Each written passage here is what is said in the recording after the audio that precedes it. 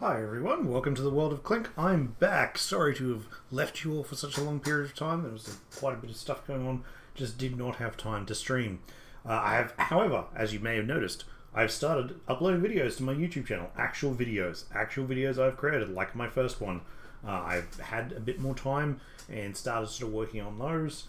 I'm probably going to keep streaming down to about 2 to 3 days just while I still get back everything going, and so I can make sure my videos are regular. But anyway, what are we doing? Well, I've decided I'm going to reset what I was doing with the strategy games. Stellaris, it was good. It was feeling pretty boring. I was getting tired playing it. The last stream, I actually started falling asleep in while talking, and it was very hard to talk about it. I found it wasn't really a game that I find I can talk about well. I find I can just sort of play it. So tonight we're playing arguably my favourite game of all time, or at least one of them. Total War Warhammer II. I'm a huge fan of the Total War series ever since Shogun, the original, and I'm a massive fan of Warhammer Fantasy Battles original, not Age of Sigmar. So I love this game. This is the highest number of hours played on my Steam catalog. It's awesome. Anyway, latest expansion just got released, including some updates. So we'll talk about that as we go, but we're going to jump straight in with a new campaign. Now, I might just double check my graphics settings because they were...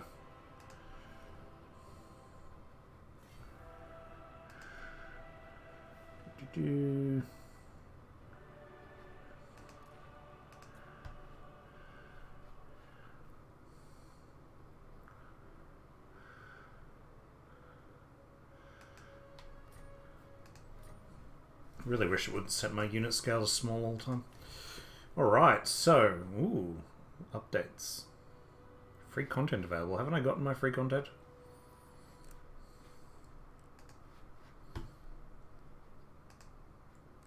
Did I miss something?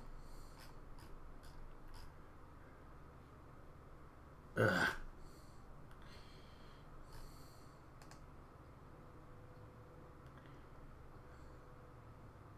Please hold.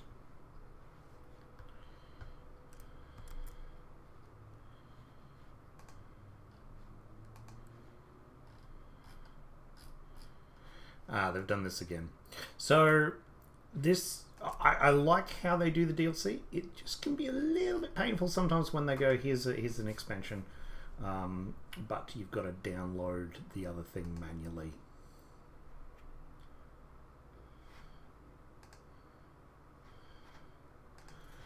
Just going to need to restart the game.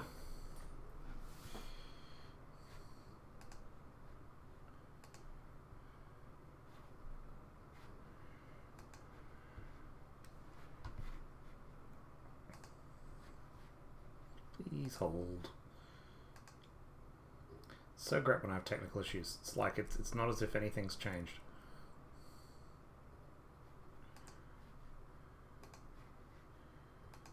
Okay, here's my...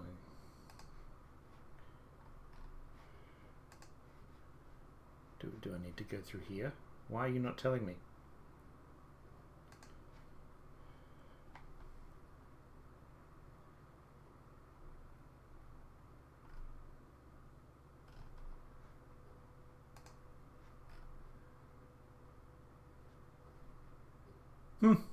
Oh, I don't know. I'm just going to play it and see what happens. So yeah, a little note on technical issues. So I did find I had a significant. I was having a significant issue with my computer since I got my new graphics card. Essentially, there was an issue with my hard drive. It was not fully connected. It had basically one of the plugs had fallen out, which is why I kept crashing, because essentially my games drive was actually was disappearing every so often, and Windows did not like that at all. There we go. Let's just jump straight in.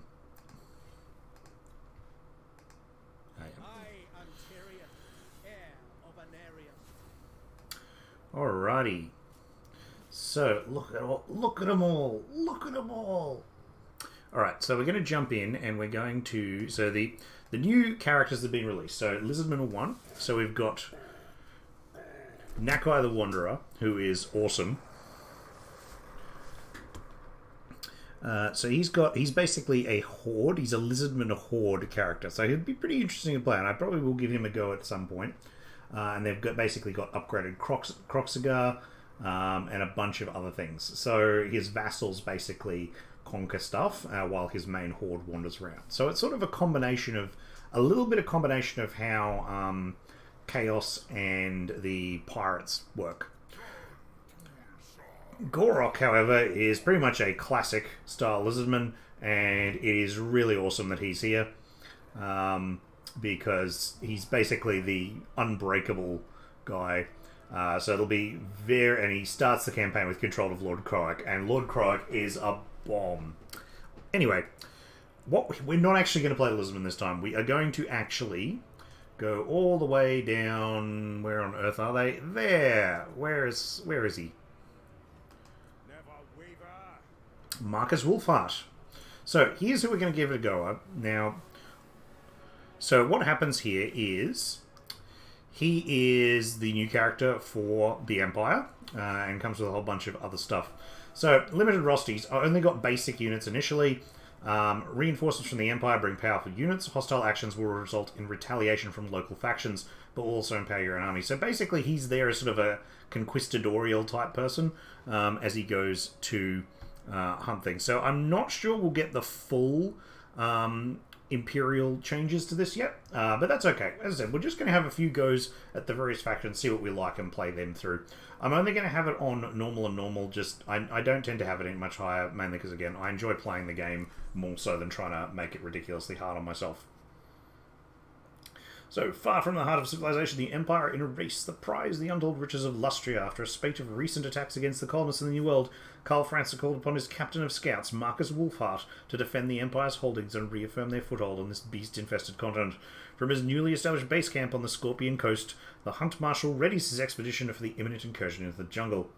So, I should probably give some background. What is Total War Warhammer? Total War Warhammer 2, I'm just going to call it Total War Warhammer, or Total Warhammer, is a grand strategy game made by Creative Assembly, who are well known for their Total War games.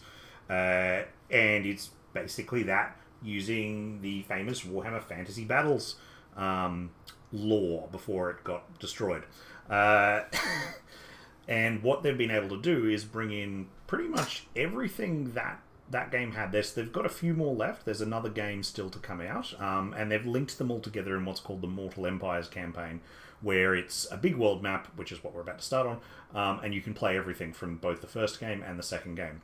They're very, very generous, I think, with their DLC. Their DLC will often come with often 1 to 2 new factions, or at very least lords. Generally, one faction, but often lords that often allow you to play a faction a completely different way, as well as free expansions, updates, and so on to their earlier games. Again, similar to Stellaris, I'd say what they've got going on with their DLC I think is very good. Yeah, it's certainly you've got to pay for every single bit of DLC, but I would say you can always skip it. If you don't really want to play that faction, don't. Secondary is that all of the factions are completely different, which is very different from almost every other Total War game beforehand. Almost all other ones generally just had a few changes. Yes, you could say Medieval had a number of differences in between some of the Western and Eastern factions, but generally it was still sort of a similar type of thing. You've all got infantry and so on. Whereas this will have infantry, archers, cavalry. This has infantry, cavalry, or archers, infantry with a bit of cavalry. So it's got all various differences, plus it's got monsters, plus it's got heroes, plus it's got magic, and it's great fun because of that. Now, before you're concerned about load times, the game always takes a bit to load up initially. Mortal Empires is a long game due to the sheer number of factions, and because they keep adding more factions, it of course takes longer and longer to get it started. Now, we're also not playing with any mods. I haven't downloaded any new mods for this just yet. I normally play with a number of mods that mainly just add a couple of fan-made factions that haven't been released yet, as actual official factions. There's a few heroes as well that come with those packs, add a few extra legendary lords and so on, sort of well-known Warhammer characters that haven't been released yet. Because again, Creative Assembly is trying to keep everyone sort of balanced. And some factions always had a lot more characters than others. The Emperor has made the necessary arrangements to establish a base of operations for you here on the North Coast. Okay, so Temple of Kara. Myriad monstrous threats in this place. Just to the north are savage orcs. These cretins should be hunted down, lest they become a greater menace.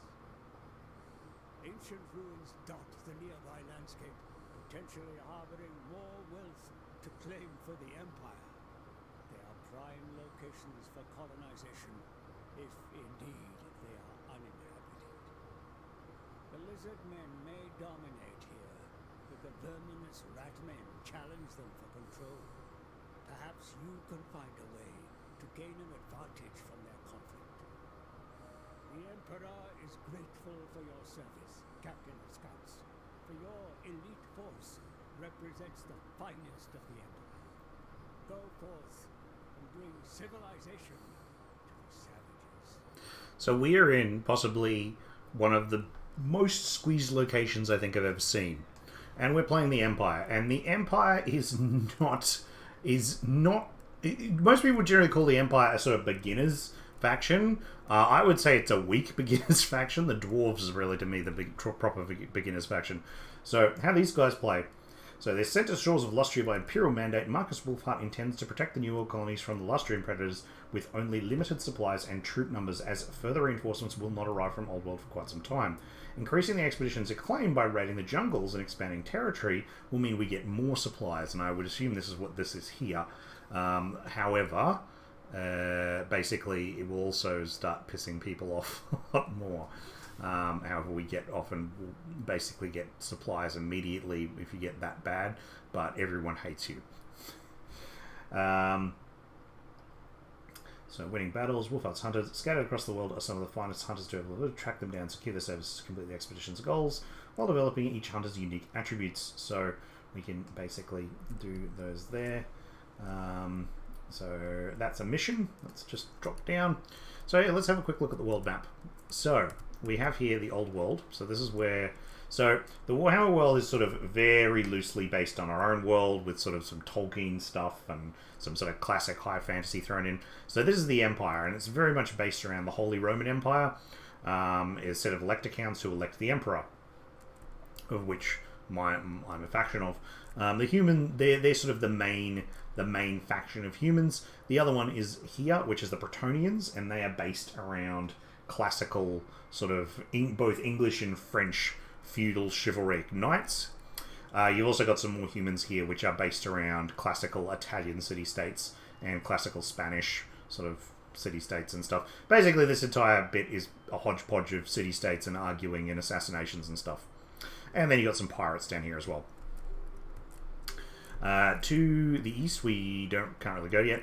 In these mountains here are orcs and dwarves. So the dwarves are strong allies of the Empire, being one of the two good races, and they both hate orcs, as they are sort of struggling to maintain their hold in this area. Up here we have more humans, which is Norska, and the Chaos Wastes, which is sort of up there. Chaos is basically the bad guys of the Warhammer setting. The Chaos Gods live up here, well, live in the realm of Chaos, and there's a big warp portal up here which leads there, and they continue to send demons and Chaos Warriors who have pledged allegiance to them to destroy the entire world. So there's sort of it's generally called Order and Disorder, is where it generally falls in.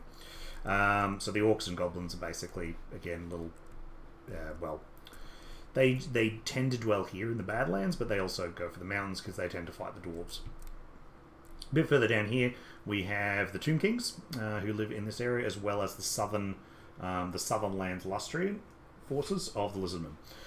So the Tomb Kings are, think ancient Egypt. They're ancient Egyptian mummies. That's basically what they are. Pick any of the old mummy movies with Brendan Fraser. It's basically what you get out of the Tomb Kings. They ride they are very powerful with cavalry, but their forces are all very light. And over here again is the Lizardmen. they've sort of basically explained Lizardmen, and I'll probably talk about them more as we continue. The only other one I just want to mention is the three elven forces. So you got the Wood Elves here, the High Elves here, and the Dark Elves here. So at one point, all of the Elves were High Elves. The Wood Elves were left on the old world when the High Elves had colonized them, but had to pull back from the colonies after a war with the Dwarves.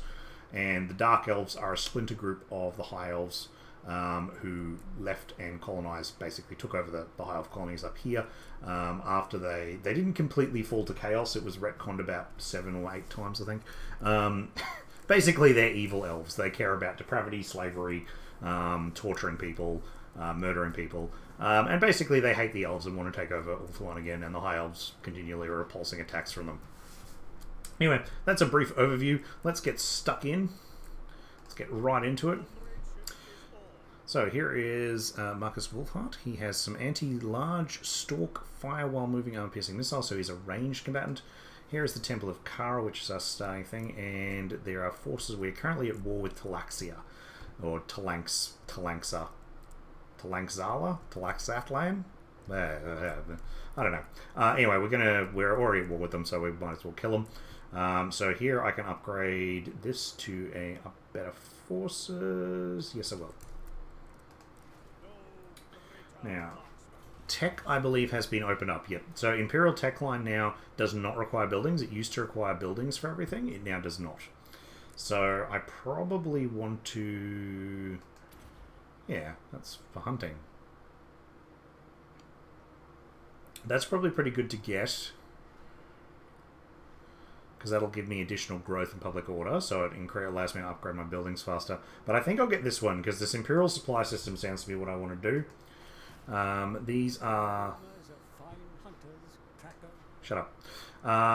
So if I'm at war, I will, with those guys, I get access to this.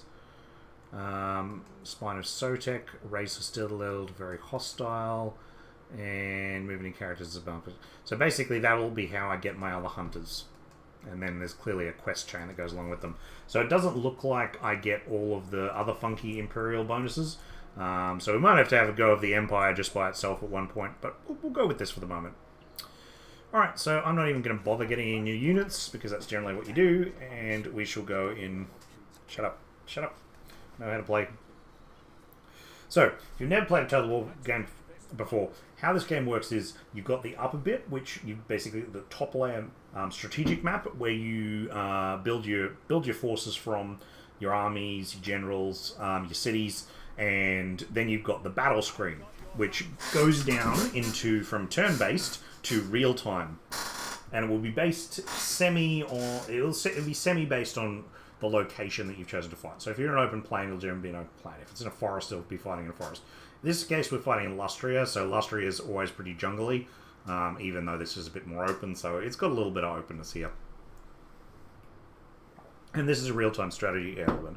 And it's very much... originally it was very much rock, paper, scissors, and it taught you that through a number of tutorials, and sort of Sun Tzu's Art of War type thing, of, like, use your archers to kill their infantry, use your cavalry to kill their archers, and use your infantry to kill and use your infantry with spears to kill their cavalry. So it was generally, that was how it worked. This game, though there is a rock, paper, scissors element to it, because every single troop type is different from another, it means things are a bit trickier. My basic infantry are nothing compared to these Saurus warriors. They have heavier armor and better attack value than me.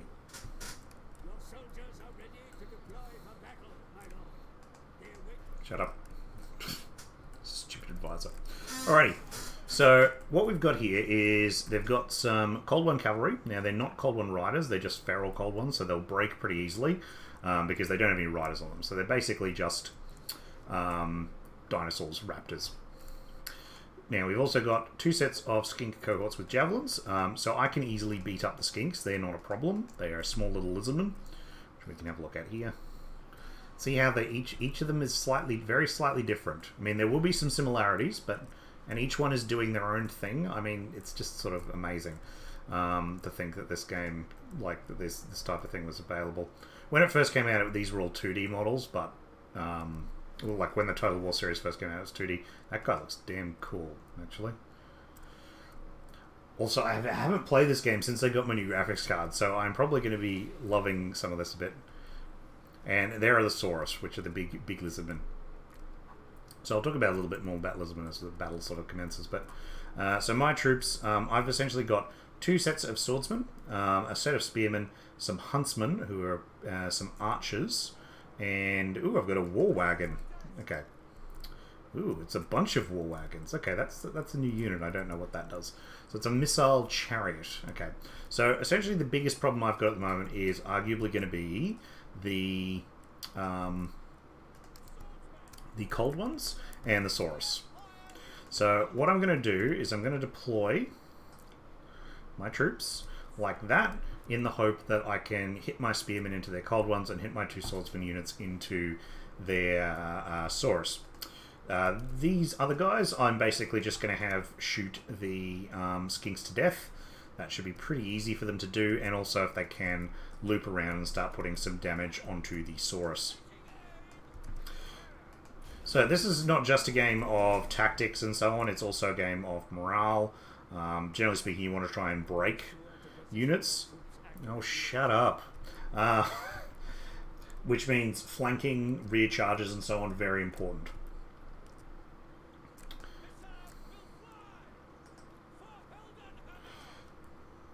Okay. These guys hidden or anything? Nope. Oh yeah, they are hidden. Okay. So they must have hide and played sight. That's pretty cool. Alright. So here we go. So they've hit range, which you can see the big yellow things are their range. So I'll move them up and start doing that. I will tell my spearmen to charge there, and I will tell my swordsman to charge the Saurus. Alright, so he can do a focused shot, which is actually a magic missile. This might miss because he's behind a bloody war wagon. No, no, no, no. Stop, stop, stop, stop, stop. You're going to hit the... You do have to worry about line of sight.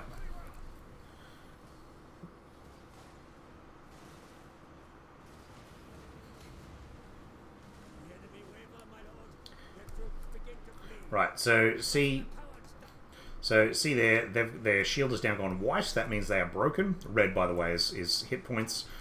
Hit points does not necessarily mean people.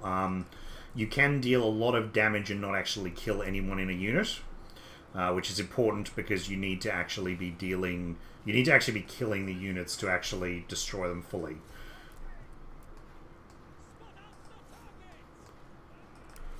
Okay, so I'm going to tell... Yeah, they're fine. Stop skirmishing.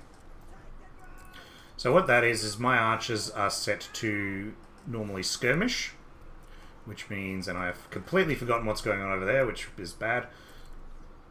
So as I mentioned, my troops are nothing comparable to Saurus, and the Saurus have eaten them basically alive. So I need to probably bring some firepower to bear on the Saurus now. And let's get my general out of there.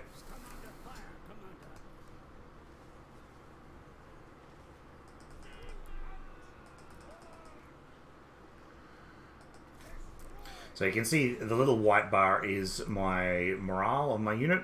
So the spearmen are doing okay. You can sort of go there. They're shaken. They're damage sustained. They're actually losing decisively. That's due to the Saurus Old Blood, who is a pretty rude combatant. Excellent. That unit's rallied. So I was too busy focusing on this bit of the combat, which... You're kidding me. Ugh.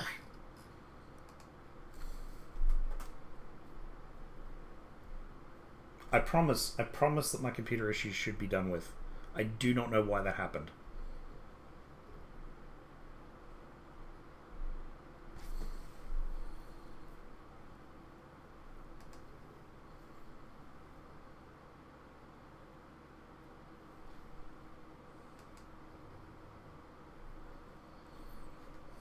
I haven't updated my new graphics drivers yet. That could be a problem.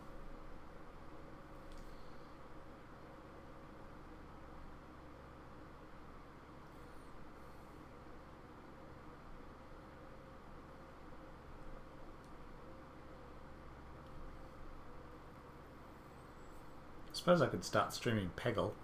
Might be a little bit safer. Ah dear.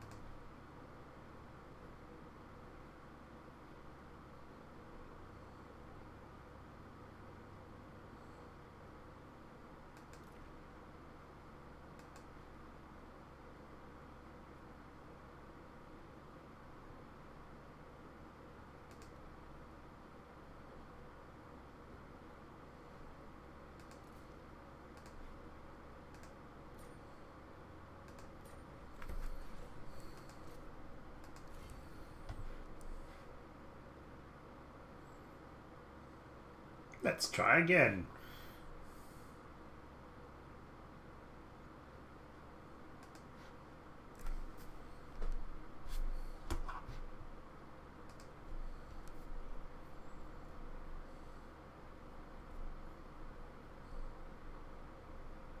I should point out it could also be simply because it is very hot today.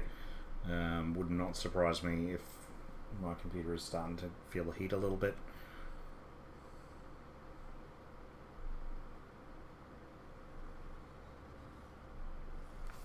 Alright, where we saved it. This battle.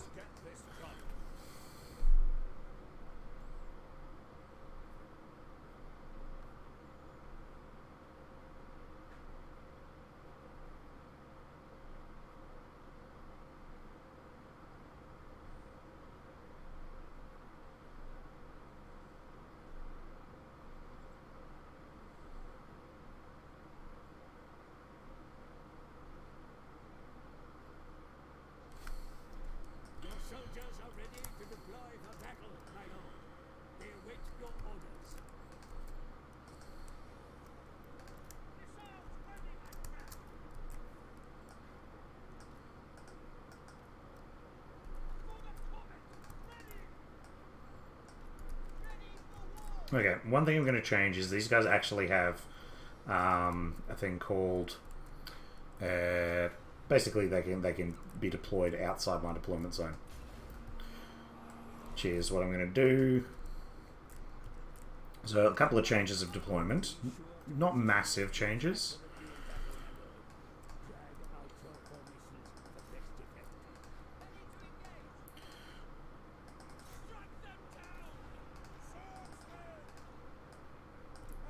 Now, an option I could have done was deploy a bit further up on the hill. I tend to find Lustria, it's a little bit tricky to sort of get it all to work correctly, I find sometimes with Lustria.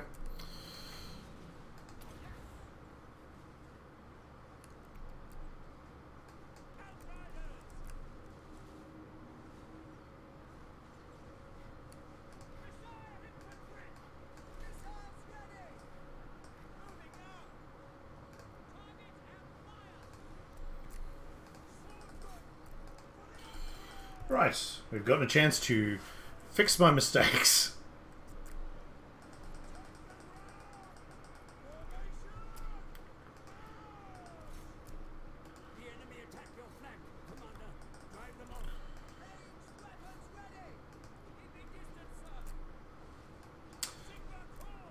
So what I've told my war wagons to do there, my war wagons, though they are missile, they're classified as missile chariots. So what I'm actually going to try and do here is use them to ram into these, or at least push them back, because they are attempting to skirmish as best they can with their troops there. There I've actually, if you can see, the Saurus's leadership is now massively dropped. That's because I've hit them in the rear.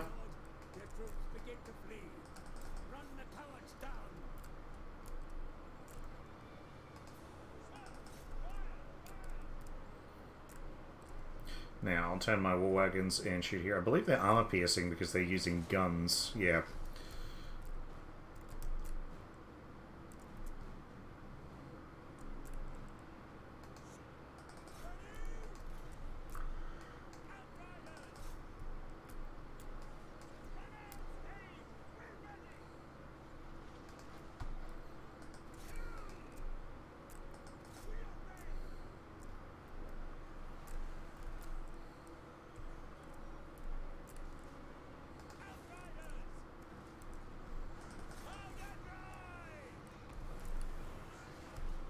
So chariots get the benefit that they can basically just crush through, you can see there, and murder guys. I've actually lost a war wagon. Looks like that they crawled up and actually murdered the crew. That's pretty cool.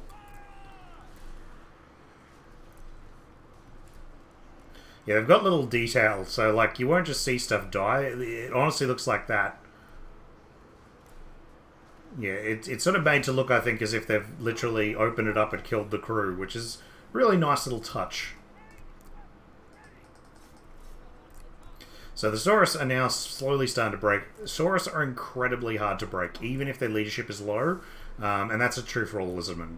That's due to the colder-blooded ability, which isn't completely implemented in Total War Warhammer 2, exactly as it was in Tabletop, but Tabletop essentially it was they break far slower. So, the Lizardmen. The Lizardmen are the ancient servants of the Old Ones, who originally held the warp portals, or originally created the world and built the warp portals in their eternal fight against chaos. Now, the Old Ones, however, disappeared when the warp portals exploded, creating a vast realm of chaos, and the Lizardmen were sort of left leaderless.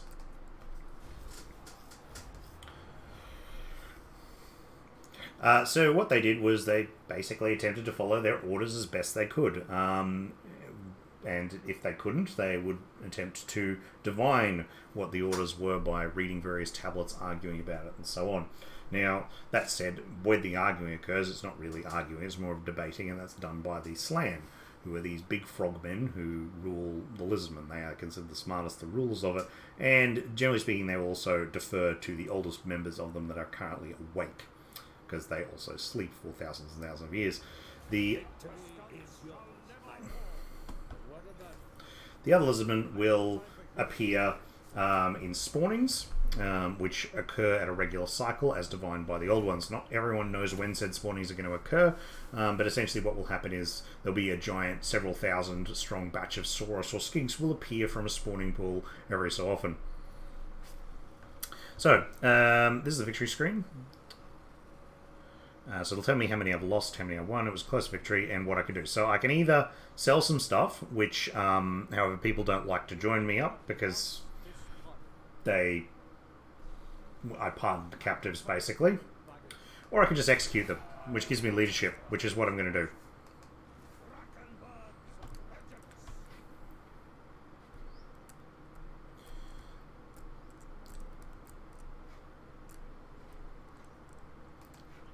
So, I've now got a skill point for my leader to spend on. I'm going to put it on Route Marcher. It's not always what you want to do, but it's generally pretty tried and true. And for Lustria, you need as much movement as you can get. So, I can't pursue that guy. I don't have nearly enough movement to do so, but I can go into encampment and build some troops. And that's exactly what I'm going to do. What do I want? So I can build swordsmen with shields. I can also build Free Company. Free Company pretty awesome. Let's go with the more heavy archer feel of this, the Hunters of the Empire. And I think that's it. We'll turn. So while that's going on, I'll continue my discussion about Lizardmen. So the Lizardmen nowadays, eventually Lustria has been either invaded, stuff's been destroyed, various other things occurred, like essentially their big war against chaos didn't go so well as that their leaders, the Slan, are often asleep. So what's tended to happen is a lot of the Old Ones' artifacts have disappeared, so when Slan sort of awaken, they might go, we'll need to go off and find those artifacts, or their skink attendants will do the same thing and attempt to bring Lizardmen forces together to defend their sacred temples, which, again, they consider sacred because of the Old Ones' texts and so on that are within them. And they're based very loosely off Aztec Mayan, Central South American to South American, well, architecture at the very least, and some varying looks. They often use obsidian-style weapons and stone-style weapons with feather headdresses and so on. But otherwise, they're lizardmen. They're also, some would argue, probably the goodest good guys of the entire setting, even though they'll murder whoever comes to their lands. Right, so I've gotten a little bit of a claim there. Nothing major at the moment.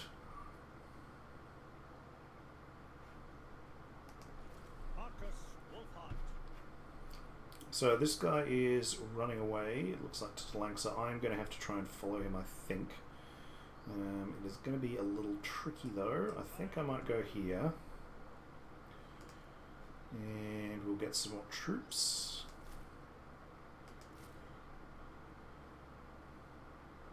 One, two, three, four. Let's get 5. Only surrender will save your beloved Lustria.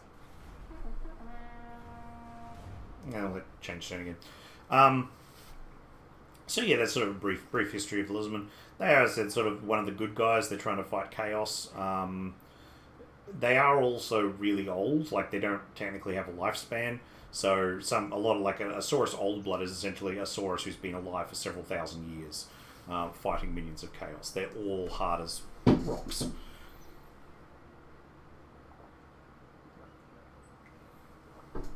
So they're pretty cool. These are all the factions. It's going through their turn order.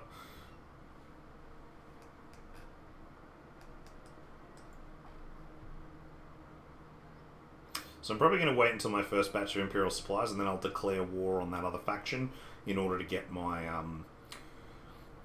second hunter.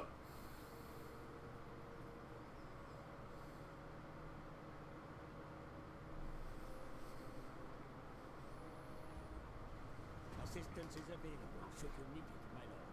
You may wither. That is a hero serving a foreign power. We'll talk about that later. Alright, so now, the enemy army has disappeared. It may have gotten back to the city. It may have also be laying an ambush for us. So ambushes are basically things where you go into that stance. So you can go into various army stances. Ambush allows you to ambush enemy troops. Raiding allows you to raid various things. In camp generally allows replenishment of units. At the moment I'm actually going to switch to forced march. It's a little bit dangerous if I happen to get into a battle because my units will be tired, but it allows me to move across that river delta a bit faster. So in terms of bits and pieces about my settlements, I don't think I can do a huge amount. No, I can't. So essentially what this is telling me, public order is how happy the settlement is. If it goes over negative 100 public order, that everyone will revolt. And I'll generally get a squad of rebel troops native to the area. So in most cases, in this case it would probably be Lizardmen. It might be Empire rebels, it could be, but it's more likely to be Lizardmen. This is my corruption, so there's various types of corruption that you can get. Untainted is the standard. However, Chaos calls Chaos corruption, Vampires and Undead calls Vampiric corruption, and, well, not all Undead, sorry, Tomb Kings don't. And Skaven corruption is caused by Skaven. Skaven are jerks. We will get onto Skaven once we hit them, and they are jerks. They're also awesome, but jerks.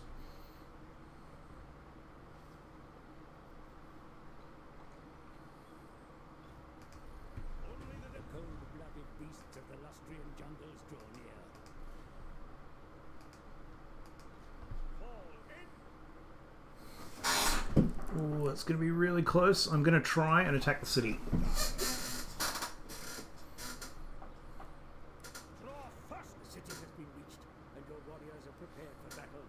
Shut up. Can I turn him off? Can I turn him off?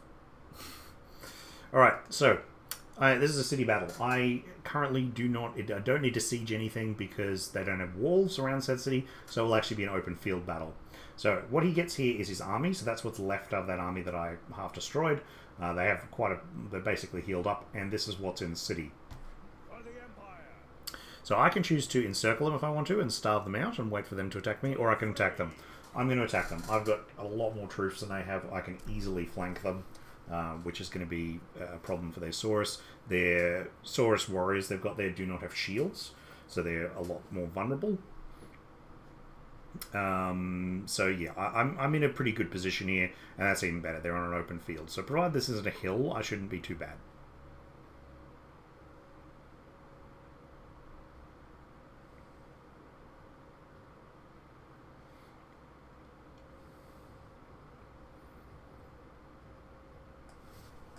No, that's almost the best type of terrain for me in this case, because I've got a lot of archers, and their troops are the ones that are going to have problems in a field battle. Now, unfortunately, I cannot see where his troops are positioned in this instance.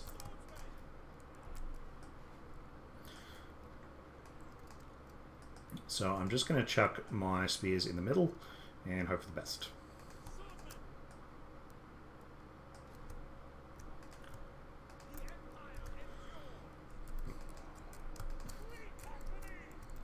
Going to put one set of free company over there. My archers can go behind here with the war wagons.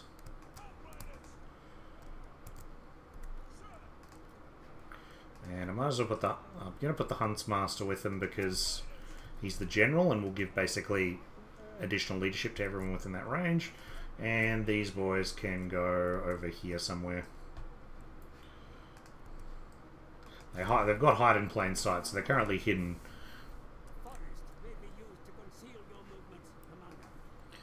Can I please turn you off?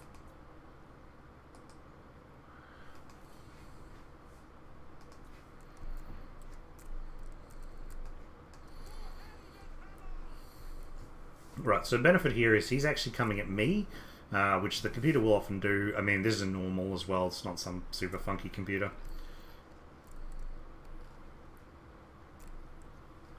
So here are the Saurus Spears without shields. Here are these Skink Warriors who suck. They're good in large numbers, but generally speaking they suck.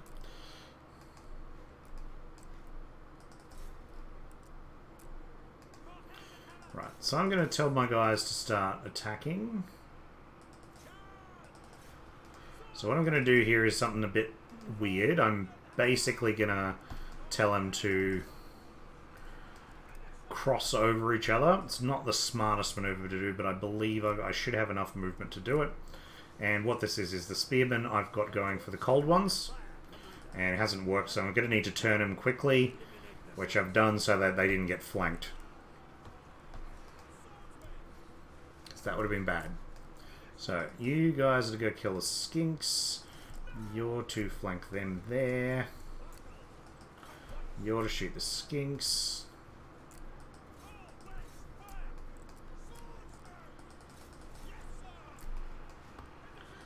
And yet you're shooting them. So what's happening here is they're actually rampaging. Well, they've stopped rampaging now, which basically means they're unbreakable and they're just charging around uncontrollably, killing things.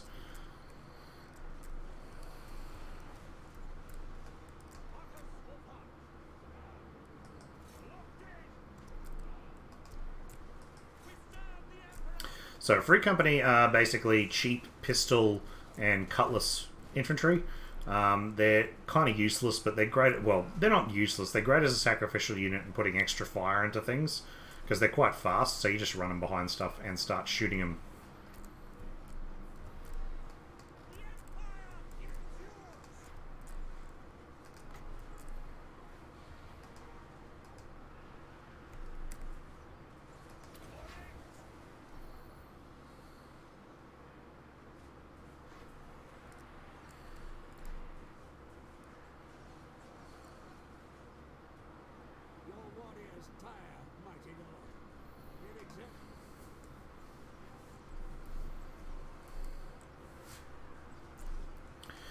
So energy is essentially your warriors do get tired. So like active is okay, very tired is very tired.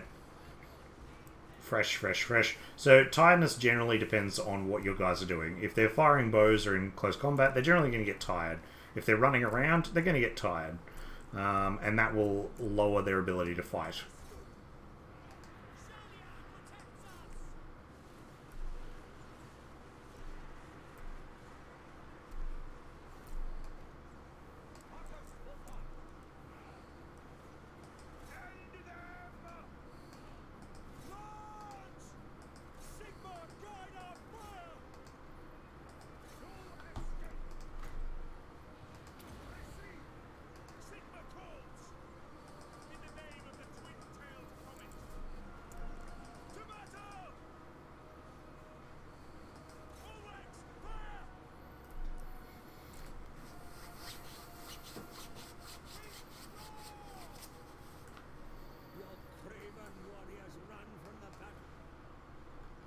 So my units have started running a bit as well. Ultimately, I was shooting into their backs with guns.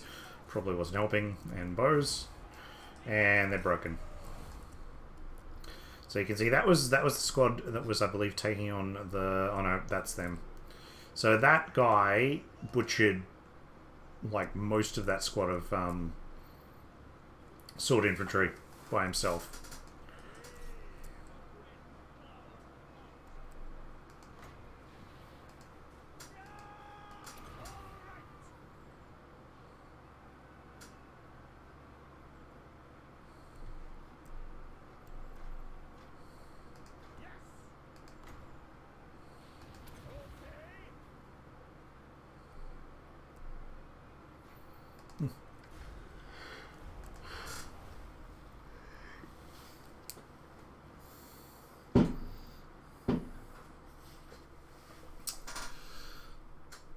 So I've got 854 remaining troops, but I've utterly defeated him, and because this was a city battle, his army is destroyed.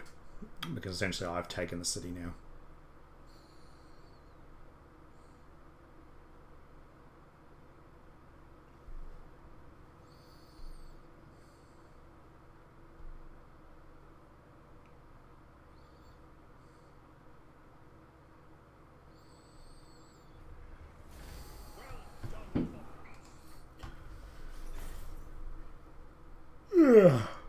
Excuse me. So, we now get a number of options as to what we want to do. So, number one is suitable climate. So this tells us that this is the right climate for us. And we get these options of what to do with the city. So we can occupy it, causing a small amount of public order, and we take over the city. Alternatively, we can loot it as well, getting a small amount of gold, or a decent amount of gold, depending on what you're looting, but also a much higher public order penalty. Lastly, we can just cause a public order penalty, sack the city, but not take it over, or we can raise it. I'm going to occupy it because at the moment I'm quite a mobile force, so I want to keep the populace happy. But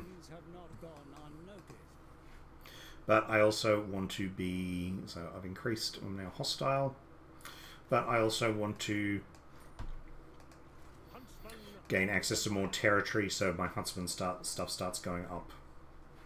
So I've also encountered the Shrine of the Sotek Dwarves. Let me have a quick look at my diplomacy. Relations with foreign powers may be managed through diplomacy. Nope. Consider your situation carefully. So this is the diplomacy screen. Basically, if it's red, it means the likelihood of chance of me making that agreement is pretty low off the totem pole. So I can make... Ooh, nope, I can't there either. What I'd really like to do is probably make some trade agreements to get me a little bit of money. But at the moment, no one really wants to do that. So Talangsa is now mine. So it can build goods. It can build wood. Wood makes crossbowmen and spearmen cheaper. Oh, that's wonderful. And also produces income. That's probably not a bad one for me at the moment, because more income the better.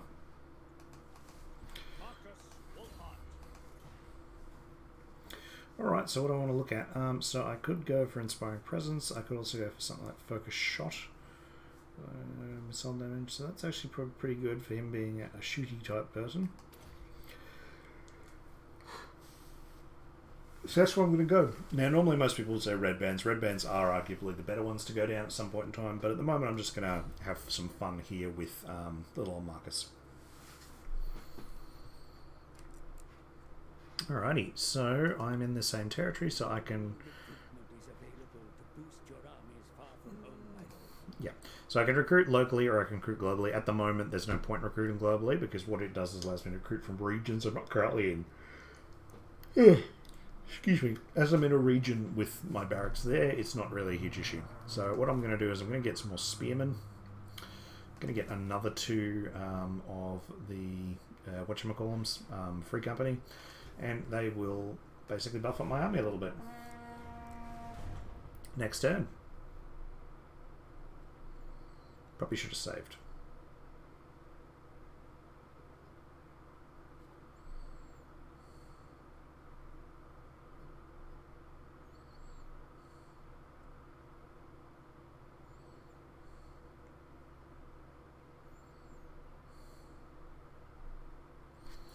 So apparently he starts right next to Nakai. Great.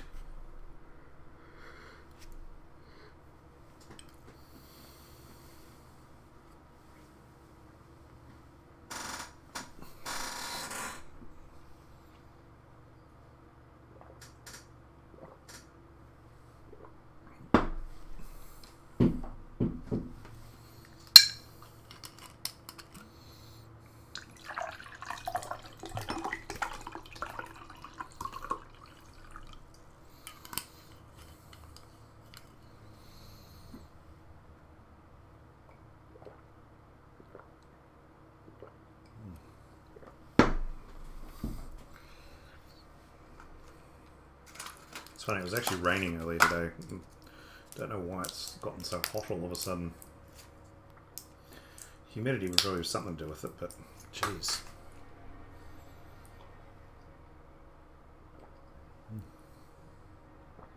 So what is going on? Dark Souls will return this weekend. I promise. It's coming back. We're going to finish Dark Souls 3. And I've decided what's going to happen next, and it's going to be something interesting. So the expedition may only just begun, but the Emperor demands progress. To aid you, the Imperial Quartermaster sends word of reinforcements ready to dispatch the expedition. The 4 main divisions of the Empire military each has a package ready. Choose which shipment you'd like. So we can get infantry reinforcements, cavalry reinforcements, war machine reinforcements, or artillery reinforcements. Ooh.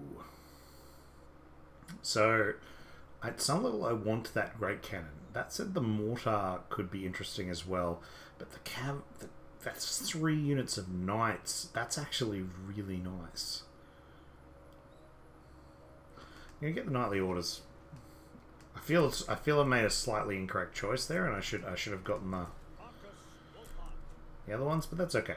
So I can recruit for Imperial supplies, and I can recruit here. So that's what these guys are. So now I do need to keep an idea on my upkeep. So currently my upkeep is currently my income is 878. So I don't want to push my upkeep above that because that'll mean I don't get any money.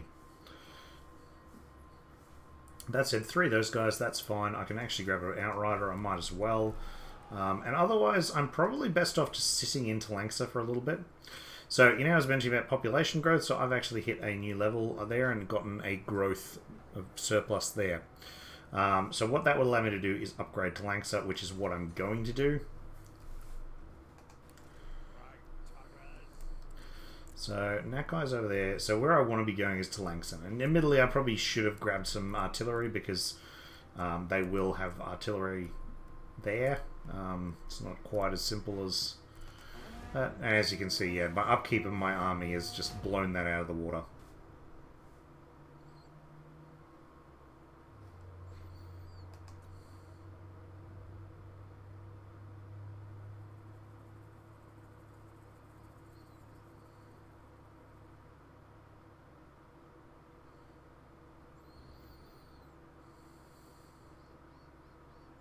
Golden Order.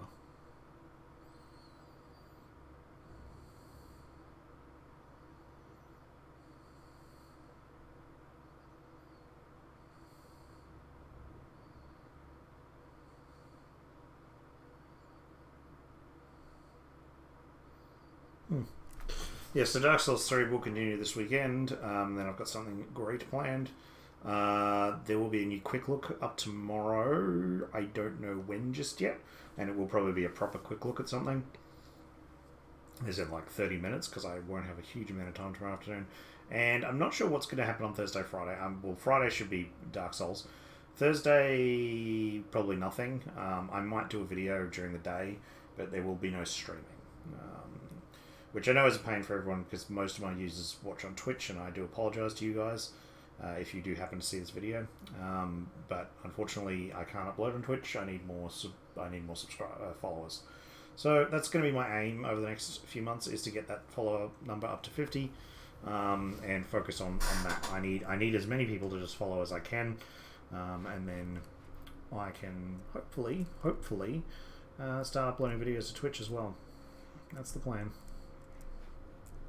Alrighty, so I just got my first tech researched, so now I can also get Colonial Fort to increase public order and casualty rate, or seaborne logistics. In fact, I think I'm going to go now for... Excuse me. I think we're just going to go for state troop standards, which will at least get me better leadership on my dudes. Alright, we shall cross the river and head off. So what I'm going to do here is I will actually basically merge my units together.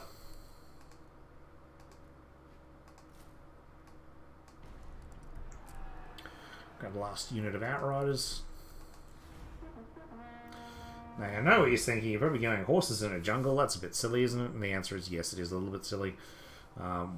It won't work quite as well as you think it would. Well, it actually doesn't work quite as well as you think it would. Cavalry get negatives in trees, in forests, so you generally don't want to be fighting with cavalry in forests if you can help it. Unless you have, like, so many, it doesn't matter.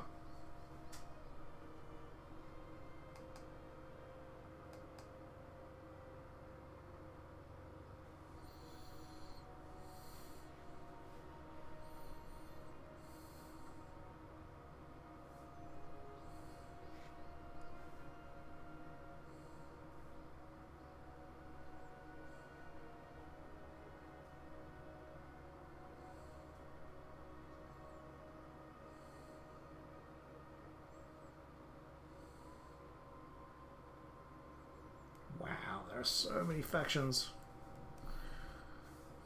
Hope some start dying soon.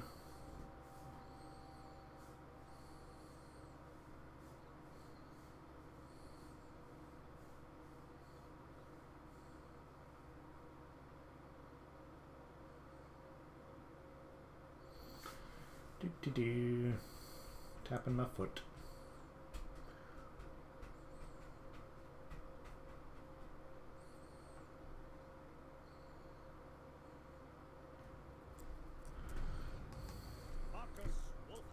Cool. So I've got an option of going over the hill or across the valley. I think I'll go over the hill. Or mountain, I guess it is. Ooh, so in there is a big army as well as 7 garrisons. So I currently... I outnumber them in number of units. I'm not sure whether I outnumber them in actual what I need to defeat them though. An option I do have here is, instead of trying to take the city, I could just siege it and let it die slowly over time. It might not be such a bad idea because I am getting reinforcements coming in every so often.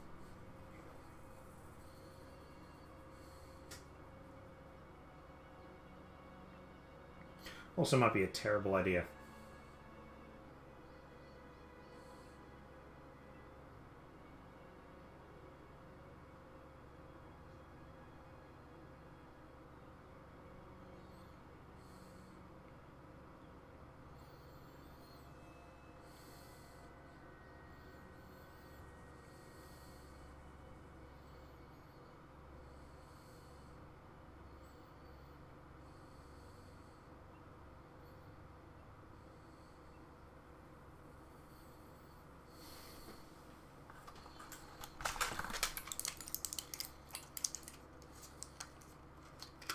And Mange was destroyed. Hooray!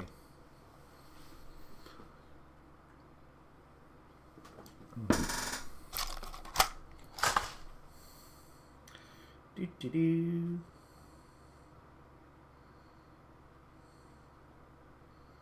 It's gone, it's gone, it's gone, it's gone, it's gone, it's gone, it's gone. So yeah, videos. I intend to be doing a World of Warcraft classic strategy video for all the old instances. I know there are ones already there, but I figured I'm going to make my own, just because I really do enjoy old classic instancing. Alright, a crazy guy has come to me and offered me 3,000 gold pieces with Chaos Corruption for 5 turns, or I can refuse him for Untainted thing. This is actually mildly useless. The Chaos Corruption is not that bad, but it will increase public order problems, and I'm already having problems with that. So I actually am going to refuse him at this point. If I could guarantee I would take this city, I'd probably be a bit more right. So I've got a few options available to me. What I'm going to try and do is, rather than kill him, I'm going to try and ambush him. So what I'm doing is I'm moving. If you see there's a bottom little clockwork bar, I'm essentially moving so I've got some movement left, which is 25%, and I'm going to go ambush stance.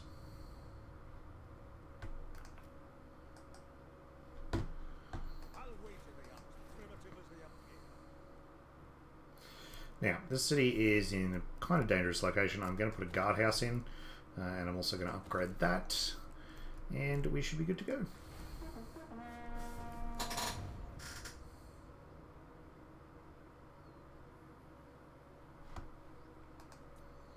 And next turn. This is arguably the one biggest problem with Mortal Empires is the turn time bar. It has been talked about a lot as the major problem, and it's a bit unfortunate. But look, that's the break. You do put a movie on, start writing a book. You got options. You got lots of options. Start a stream. Get people on said stream. Talk to them. I don't have anyone on my stream to talk to, but that's okay. Actually, there is someone. Hello, welcome to the stream. But I think they're just politely browsing in the background, which is fine. I don't mind what you want to do. All viewers are good viewers, in my opinion.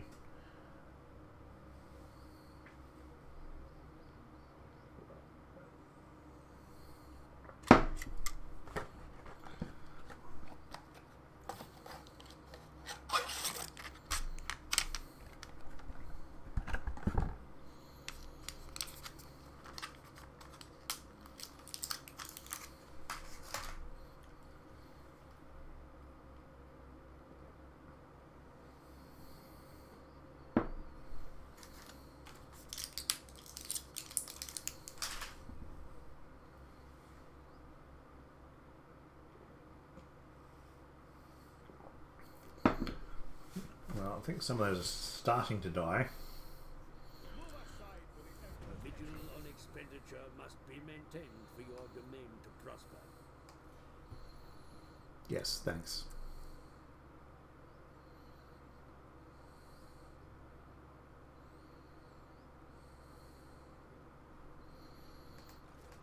Unflinching.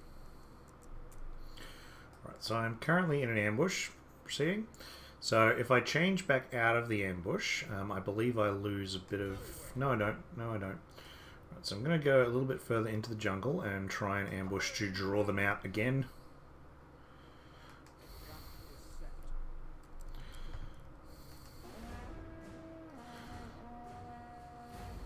Tricky option. I mean, I couldn't make it to their last turn, so realistically speaking, I don't want to be sieging a city which has almost twice as many men as I have. Just won't work terribly well. And Nakai could be coming to attack me. Hasn't declared war yet, but that doesn't mean he's not going to attack me.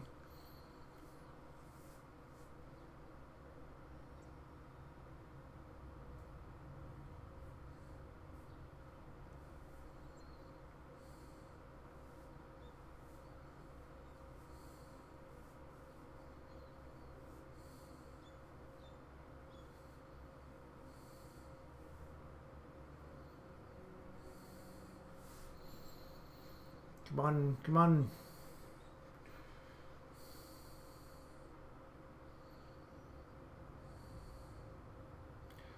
How many factions are there? Why? Why?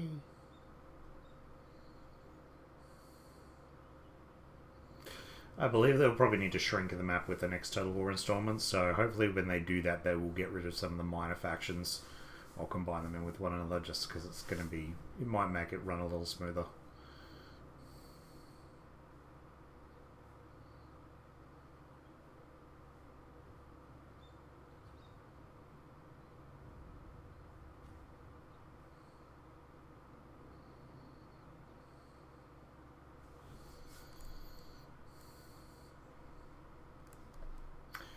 Right, so I'm... Great Migration. Yeah, sure. Now, riots in the Empire. A spate of riots has broken out across the Empire due to a recent tax rise. The increase has been introduced as a way to help generate more funds for your expedition in the New World colonies, but it's putting a number of people into severe financial hardship. Though there is no real danger of insurrection just yet, you are contacted separately by the electors of Hockland, Midland, and Whistleland, who seek your batting for their chosen course of action. Which suggestion would you support? So, Imperial supplies delayed by 5 turns, instantly increases hostility level. Interesting. Or I lose funds. I think I will spread propaganda. Inhabitants of these lands worry little. Quite the acquisition, my lord. Their unique skills will certainly bolster the expedition.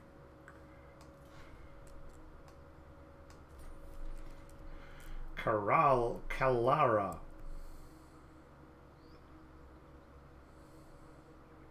Their threat is minimal.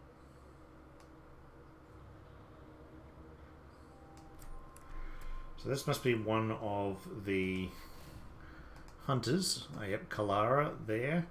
Unrivaled archer, supports parent army, increasing movement range and protecting against ambushes. And if I complete her objective, I get her cool bow.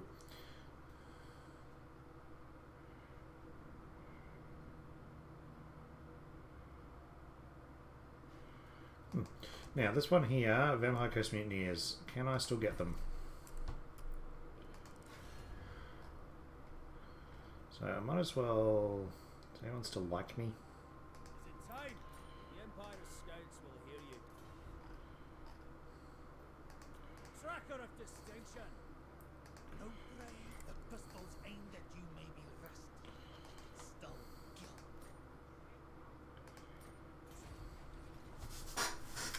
Van Hal can be strewn with dead bodies that look like seafarers sitting at attitude. Stranger still is the fact that each one had a stake through the chest and was decapitated. On close inspection, you realize they were already dead before they met this gruesome fate, and they are not dead but undead vampires. Hertwig von Hal, who indicated he was a witch hunter of the Empire, revealed himself to be the healer you've been seeking. Explaining your cause to him, you asked him to join the expedition. He accepted, but on one condition: you help him with his own mission in Lustria. So our other hunter is this guy. Oh, grizzled. Super grizzled. So he is great at murdering undead. He's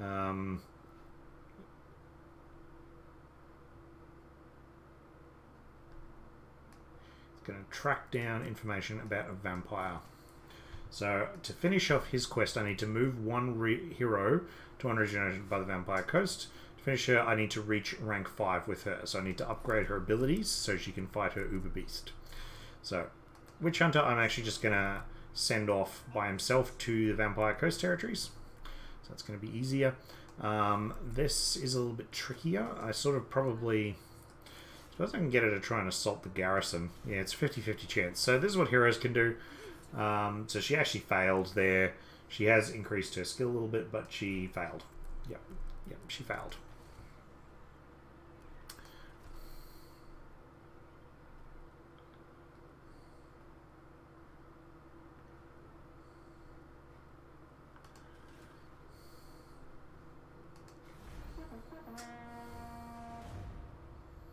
It's not going well.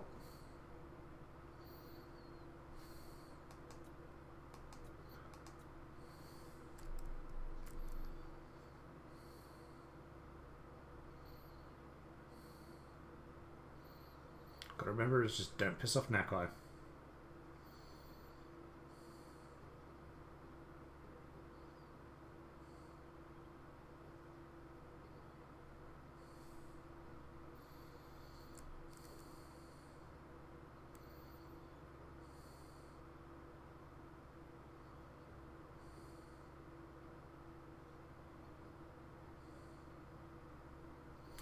Okay, so my ambush has been foiled, so they've actually picked up that they've detected my forces. So they're probably not going to come out at me because of that.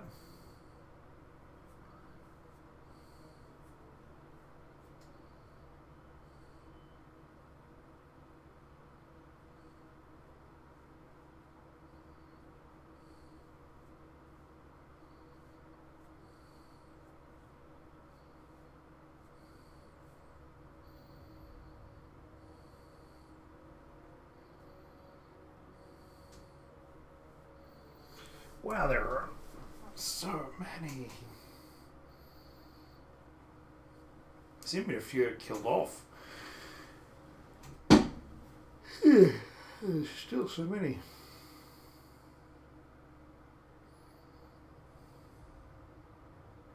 Bow down to Imperial might. The Emperor will look upon them. Use your armies to exert control. Okay, so we just got an upgrade.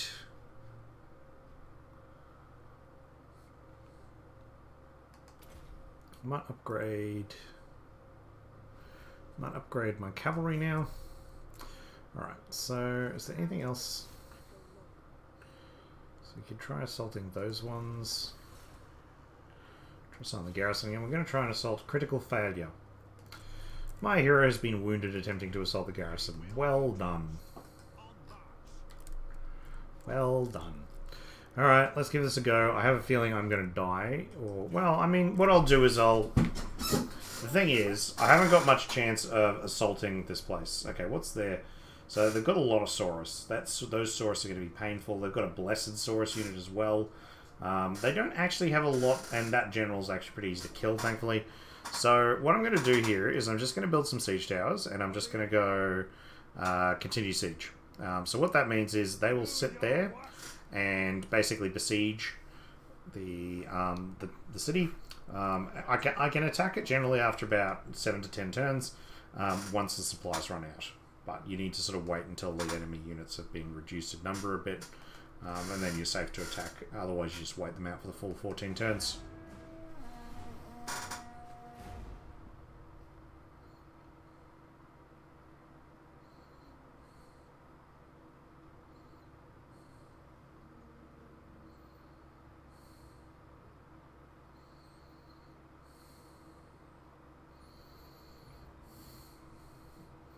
So, the difference between this game and Mortal Empires. So, sorry, not Mortal Empires, the base game. So, Mortal Empires was an add-on. It was a free add-on, and what it did was if you own the original Total War Warhammer, you could play when it was released. You had the big map with all of the factions. If you had the original, you could also play those factions from the old world. If you had a DLC, you could also play the factions of the DLC.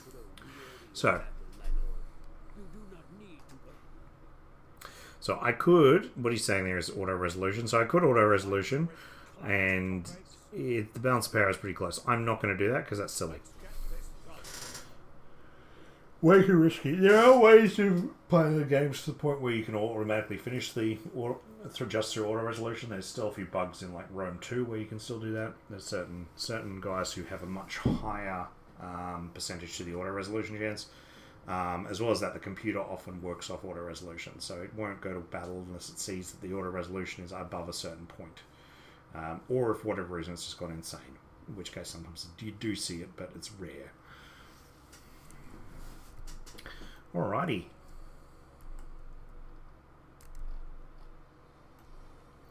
So I've got an option here, which is to simply sit and let them come to me. They are attacking me, so I don't need to attack them.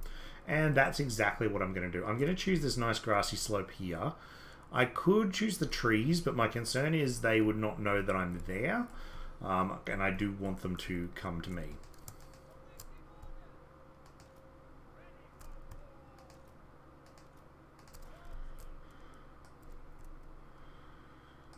So what we're going to do, we'll put our swords out.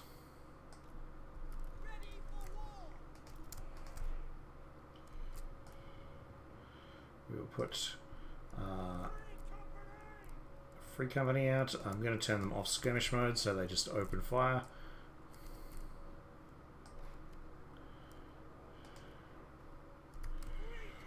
And do not run away.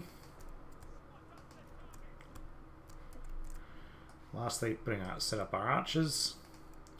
Again, turning off skirmish mode.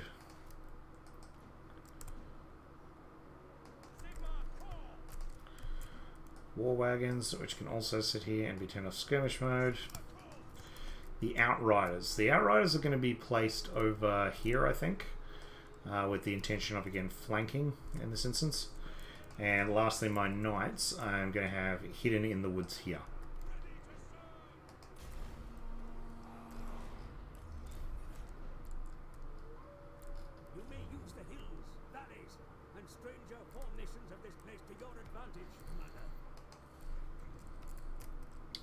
Right, so here they come. Now I probably want to move those up there a little better. Again, this is just so when I'm a cavalry, like if I want to go for a cavalry charge, I can just hit them straight in the proverbial rear.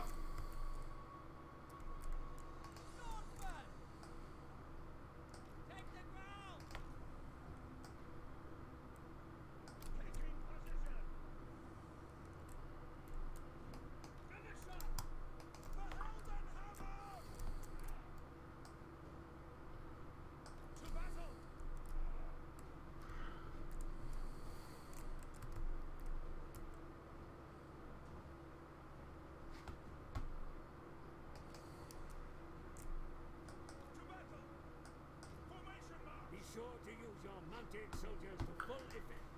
Shut up. So he's actually seen my Outriders, so they're, well, my Pistoliers, so they're not in a great place at the moment.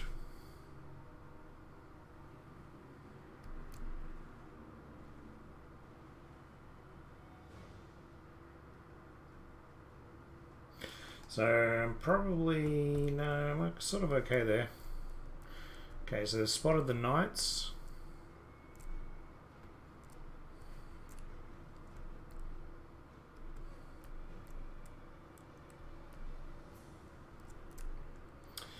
So what I want to do, there's Skinks, there's Saurus, there's Skinks. So if I go that and hammer him.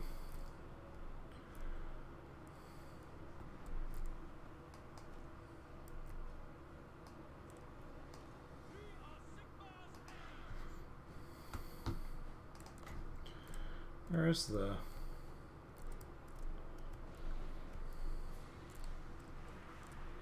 Don't know where the Legendary Lord is. Oh, there he is.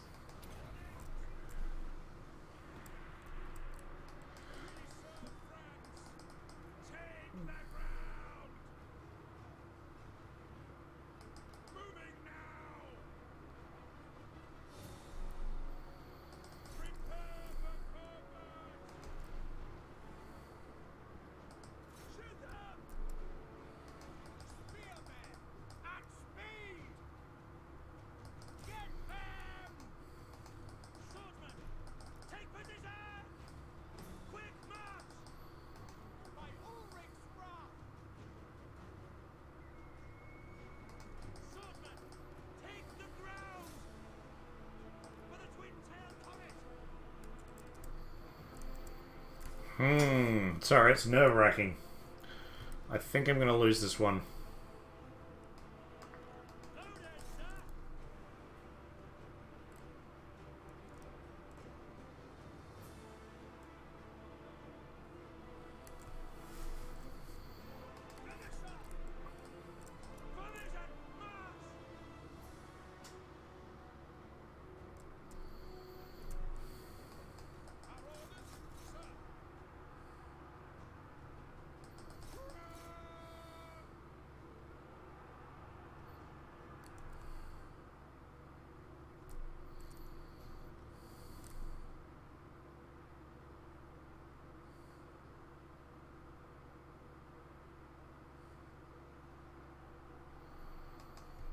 Yeah, this looks very bad. Your warriors begin to rally, sire.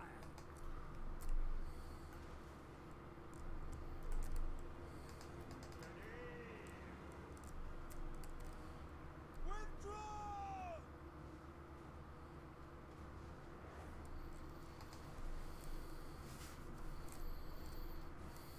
At this point, there's not a huge amount I can do.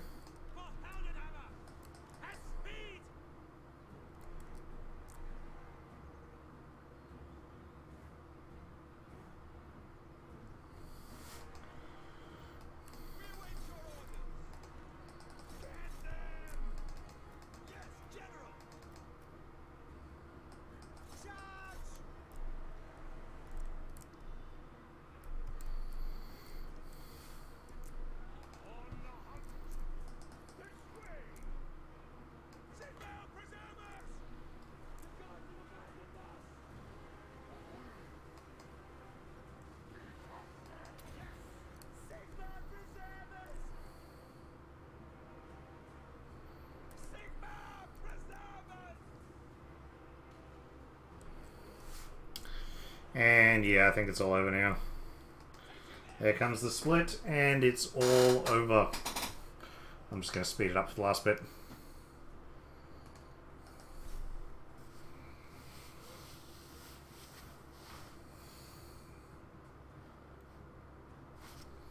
So I can also like try and disengage, which is probably not a bad option in some respects. I just don't think I'm really going to be getting very far.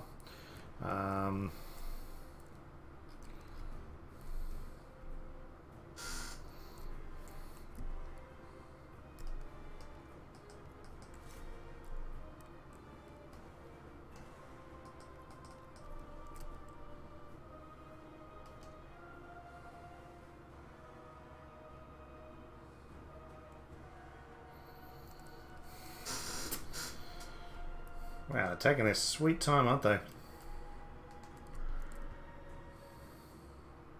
I can't even see their enemy general anymore. Where is he? Must have gone. Must have run off somewhere.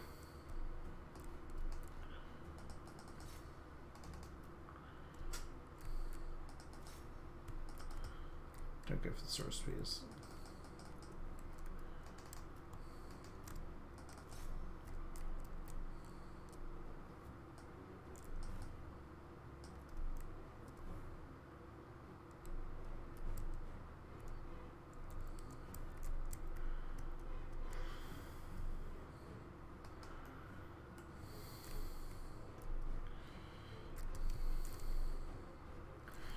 Yep. Okay. Who's left?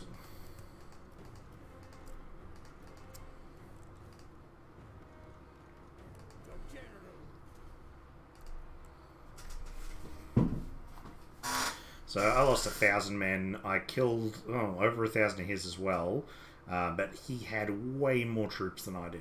So he's still got over 1,500 men. So he had nearly 3,000 men on the battlefield. I had about 1.7 thousand. So that's what happened when things go wrong. Now, admittedly, I don't think that was a good attack. I shouldn't have made that attack, and I kind of knew I shouldn't make that attack. I just want to do one more big battle before I finish off the stream. I'm not too impressed with these guys just yet. Again, it's probably because Empire I find a little bit boring to play as in terms of their strategy. This guy reminds me a lot of Wulfric from the Norscan factions, where you go around slaying monsters. And I'm not opposed to that at all, and I think having an Empire player starting in the jungle is a perfectly fair option. This the Imperial sort of the Imperial aid as well could make things quite interesting. Wondering if maybe I should be pushing off in different directions rather than focusing on that. Again, maybe if I'd taken the artillery, I would have been better off. Don't know.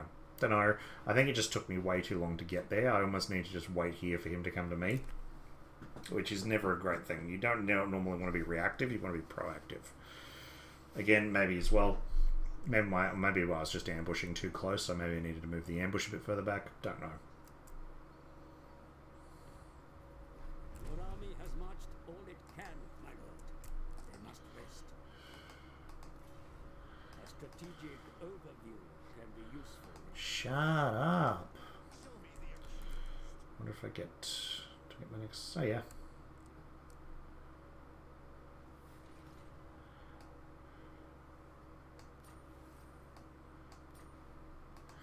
And then you get more things. So now I've got to raid someone belonging to the Vampire Ghost and gets him 3,000 XP.